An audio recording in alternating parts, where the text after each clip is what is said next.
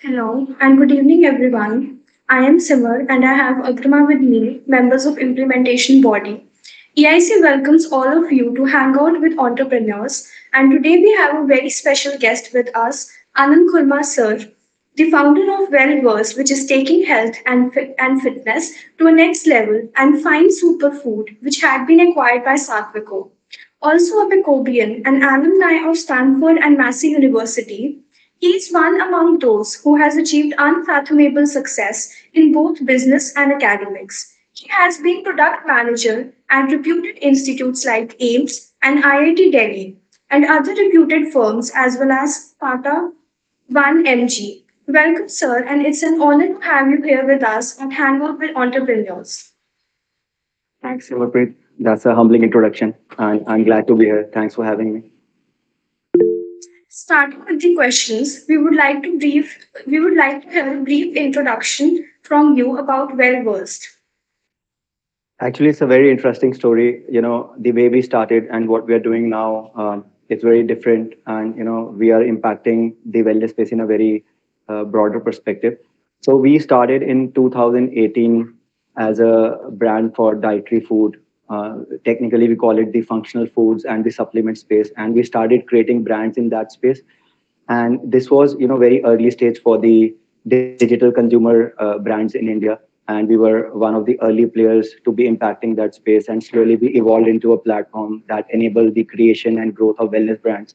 So where it stands today is that we're a tech enabled platform for the creation and growth of wellness brands across India. We enable entrepreneurs, especially the early stage entrepreneurs, to quickly scale across the 25 e-commerce channels and reach the right consumers. And the broader vision of the company is to maximize human wellness, by backing genuine wellness brands. So that is where we stand today.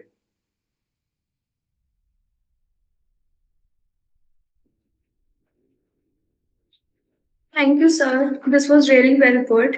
Jumping on to the next question, how much you believe that PEC or PEC culture helped you in your journey? I think where we stand today as a society or as civilization, no one, everyone is touched by tech, right? So everything that you tech is a core part of whatever you do. So even if you're building something which is not a core tech business, you'll have all the peripheral functions which are touched by tech, right? So if we talk about marketing has been revolutionized through tech. If we talk about social media platforms, they have revolutionized the way in which we can identify people with specific interest. We can target them, and we can create that entire funnel of making users traverse through the awareness and conversion journeys. So I don't think, even if it's a hardcore construction startup which has nothing to do typically with tech, they cannot be immune from tech. So I think whether it's me or it's anyone else, if you don't understand nuances of tech, then you're not going to succeed.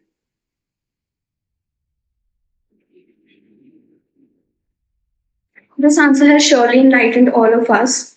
Moving on to the next question, what inspired you to develop your idea? So actually, for me, it has been a personal quest. In 2012, I was obsessed with the thought that humans will eventually come to an end, or our life will eventually come to an end. So it was a very spiritual quest for me, that that thought of eventually merging into blackness was really disturbing for me. So in 2012 or 13, I started doing a lot of research around what people are doing to enhance human lifespan and what people are doing to enhance human health span. So I started radically reinventing my lifestyle, my fitness regime. I haven't consumed a grain of sugar since 2012. So it was a very spiritual journey to start with, and what I saw was that people are whiling away their life. They are either being cheated by brands, or they are just not aware about how they can live a fuller life, right? So that's when I started creating my first brand, which was in the space of I would say it was in the space of superfoods, but technically it was in the space of functional foods and supplements.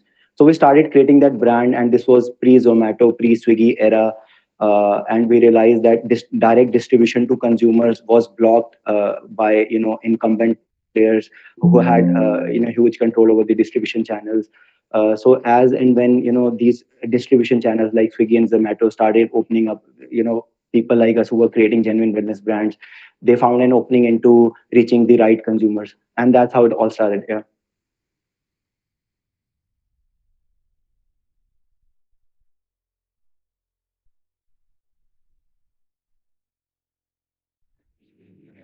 The next question we have for you is, what challenges did you have to overcome at the beginning of your journey? So I think like every entrepreneur, you typically go through very standard set of challenges, right? The first is access to relevant capital. Uh, and even if you have identified the right need and you see a pull in the market, there are very few people who are ready to back you with capital. There will be a lot of people who will say you're doing great or you are going in the right direction, but there are very few people who will actually put the money where their mouth is, right? And there are very few people who will actually give you capital to work on what you're trying to achieve. And especially, since we started in 2013, the ecosystem was very very different back then, and even the consumer mindset wasn't as evolved. So what we see in 2021 or 22, a lot of the consumer mindset has been impacted because of COVID, and people are now shopping online. I'm not saying that people weren't shopping online earlier, but a lot of even grocery and pantry shopping is now happening online. A lot of supplement shopping is happening online, right? So the first challenge was, that is typical to every entrepreneur, that is access to capital. Second is building the right team and stuff like that. So you can, if you Google about what are the typical challenges that an entrepreneur faces, you'll get these 5 to 6 standard set of challenges that everyone faces. But what I feel and what I realize after having gone through this journey multiple times, and after having mentored a lot of different startups, the biggest challenge is your internal self doubt.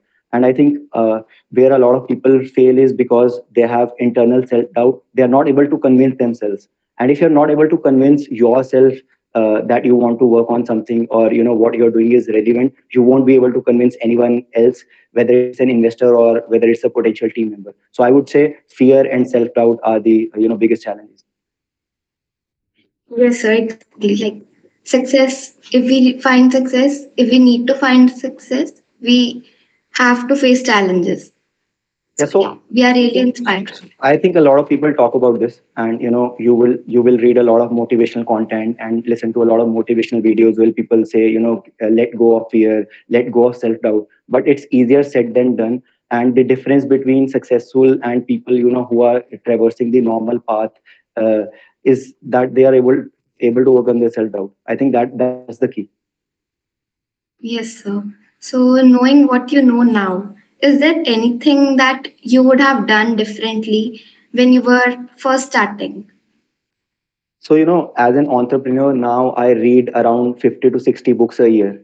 So, I think if I had to do anything differently, I feel that the first, 5 years of my life, let's say from 18 to 23, which are your formative years, I would have read a lot more books. And that is the one piece of advice I give everyone. And that's the simplest thing that you can do, right? You'll find ebooks freely available for download. But how many people, if you map out your reading habits, you'll see that most people don't even read one book a year. So the difference between successful and non-successful CEO is that successful CEOs read a lot. So I'm not saying that it's a guarantee of success, but that is one thing that you will definitely have to do. So if it were to boil down to one single thing, I would say that I would read a lot. Yes, sir. There is so much stuff out there. Like it is really hard for us to find out time. Like we have time, but we are not able to prioritize. So that's what we face. I think that's the biggest misconception in college life, that you don't have time. You have all the time in the world, Yes. but it's our own internal resistance. You can call it resistance, which makes us waste time on useless stuff and not pursue worthwhile things because it's difficult. So I'll just give you an analogy, right? So let's say you want to build or you want to create abs, right? The formula is very simple. Even if you work out 15 minutes a day every day, for 1 year, any one of us can have abs, right? But how many of us do? No one does. Like very few of us do, right? So the formula is very simple. People ask me, how did you do this? How did you do that, right? It's very simple. It's just about get you have to get going. I think that's it. Yeah. Okay, sir. So I know it is a subjective question, but how long did it take you to find success? I don't consider myself as successful. So my larger aim, is to create a city in the next decade, and that city will house, entrepreneurs that will be working on radically extending human lifespan. So what we are doing right now with Wellversed, we are extending the health span of human life. Right? What health span is that human body is biologically capable of living up to 120 years of age. So we are enabling that transition for 1 billion people. So that is what our aim with Wellversed is, and we'll work on it in this decade. But in the next decade, we want to create a city of entrepreneurs that will work on radically extending lifespans of human beings to, let's say, up to 800 2000 years. And radically extending human lifespan has alternative set of challenges. It's not just about biology, but it's about creating sustainable cities, sustainable technologies that will support this kind of a population. So I think by the end of year 2040, when we have created this city and we have successfully radically expanded the lifespan of humans, that's when I'll consider myself as successful. Yeah. I believe, sir, that you will definitely reach that point. So, what marketing tactics do you find most effective for reaching new customers? So, if we have to, whenever you think about anything, there are three levels, right? We classify it as strategic, tactical, and executional, right? So, when we talk about marketing what our marketing game is, we have to divide it into three parts. So, the strategic part, I think, which a lot of people miss, is being very, very true to what you're trying to achieve, being very, very true to, the outcome that you're trying to bring. So I think that's one thing that a lot of people miss, and especially in this era where attention spans are falling and people are their strategies are being governed by reading success stories on Your Story or TechCrunch, where people are saying, "यार आजकल ये बहुत चल रहा है, चलो ये कर लेते हैं, आजकल ये बहुत चल रहा है, ये कर लेते हैं." So the first and foremost is the kernel of what you're trying to achieve. If that kernel is wavering, you'll never have marketing success, right? So from a strategic perspective, you have to decide what you are trying to achieve and being very, very truthful to it, right? And when we come to the tactical and the executional level, I think tactically a lot of it is out there. I think we live in a great era where we have digital tools. We can pinpoint exact target audiences by interest, by geography, by age groups, and everything is possible, right? So learning those kind of tools and the broader principles of marketing funnels. Once you understand how a marketing funnel or how a sales funnel work, your tactics is sorted. And operations is again about very disciplined operation. So you have to I won't go into how to create great campaigns or how to scale your sales and things like that. But I think the one fundamental driver is how much discipline you have in managing your campaigns. And then it boils down to the same thing which we talked about, going to the gym every day. If you are managing your campaigns with discipline on a daily basis, you'll have marketing success. What have you enjoyed most about starting your own company? A lot of different things. I think building a company is in a certain way analogous to building a city.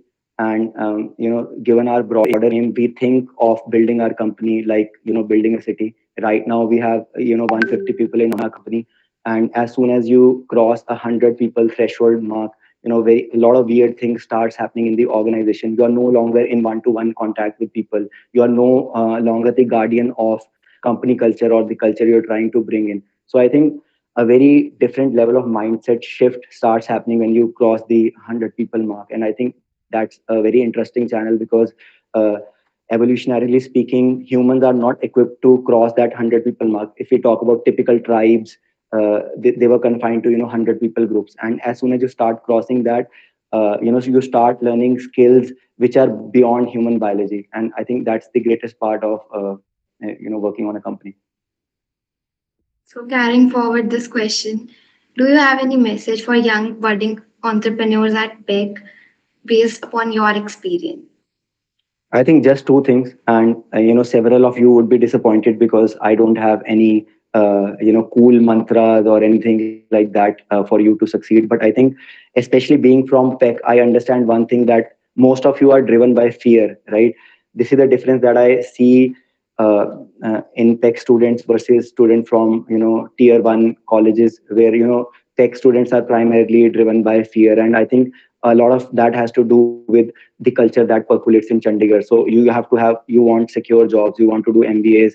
Most of the people in tech, they are aiming for doing an MBA. They're not aiming to learn skills. And this is not something that I am talking about. Everyone who will come to talk about on this forum will talk about the value of building skills, which I think is not happening in tech.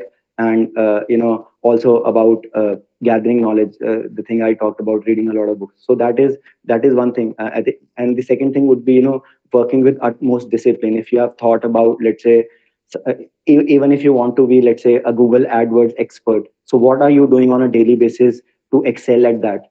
Are we just talking about being an expert, or are we putting in efforts? So there's this great book by Ben Horowitz. It's called The Hard Thing About Hard Things, right? So it talks about that anyone can have values. Anyone can talk about things like,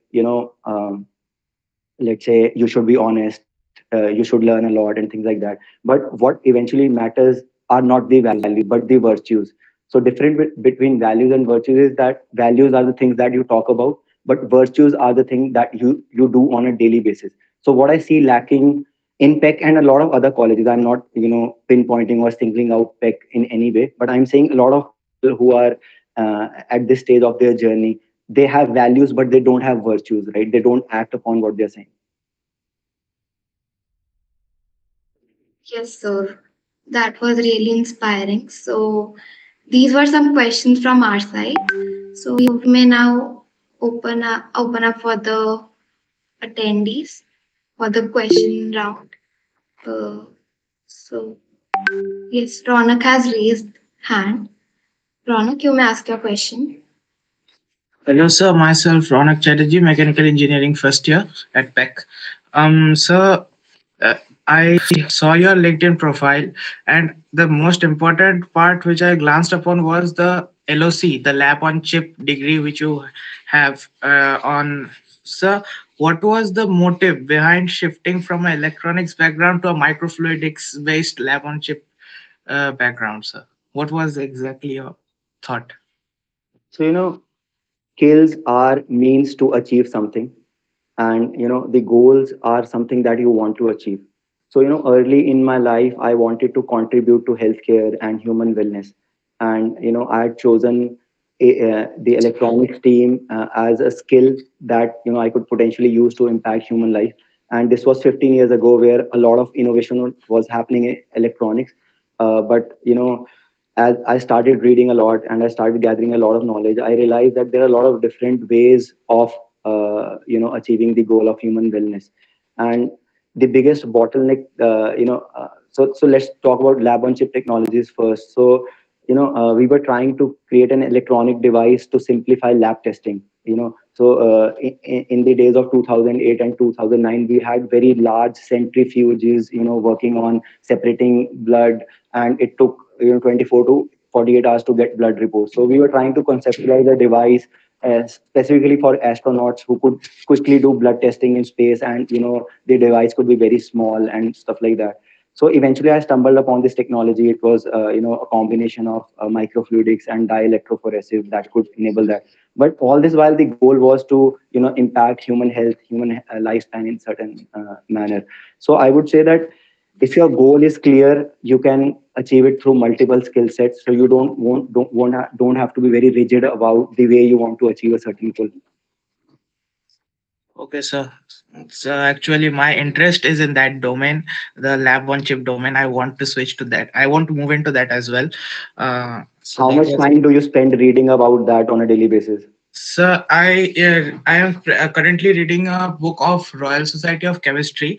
I regularly read about 2 to 2.5 hours on that topic, and it's really interesting. I can feel it from within that. Okay, this is something that interests me like that. So I think what you should do is you should apply to a lot of different universities for